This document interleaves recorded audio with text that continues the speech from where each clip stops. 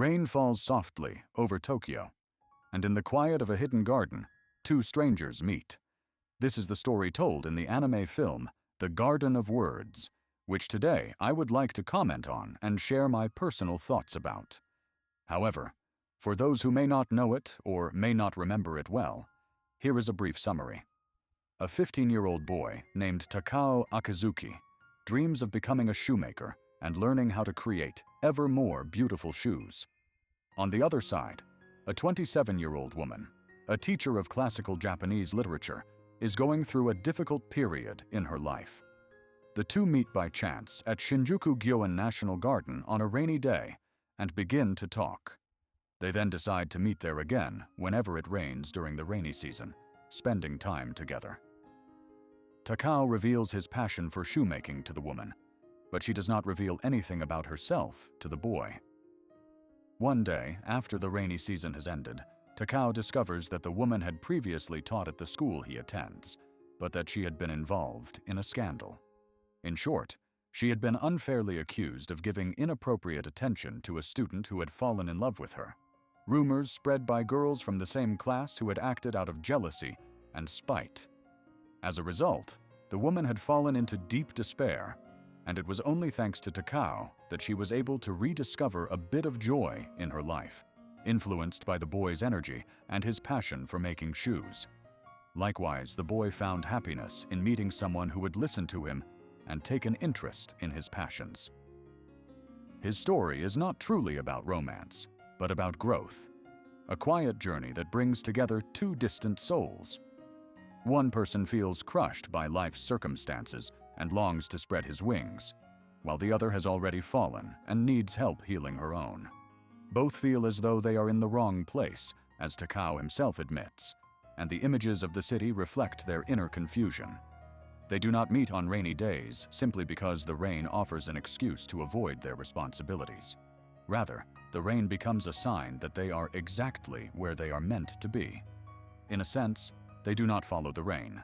The rain follows them, accompanying the moments in which they are destined to meet.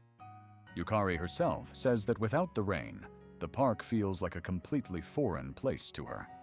Rain becomes their point of connection, transforming the garden into a kind of parallel world, a place where their words can finally reach one another.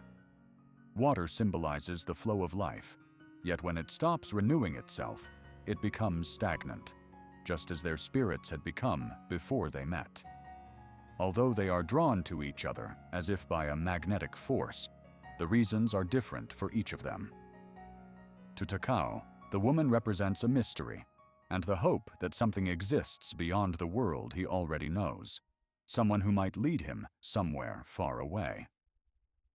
To Yukari, the boy represents the possibility of living again, the hope that she might learn to walk forward with confidence and no longer fear what lies ahead.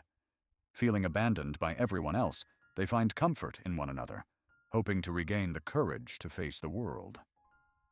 It is no coincidence that Yukari recites this poem.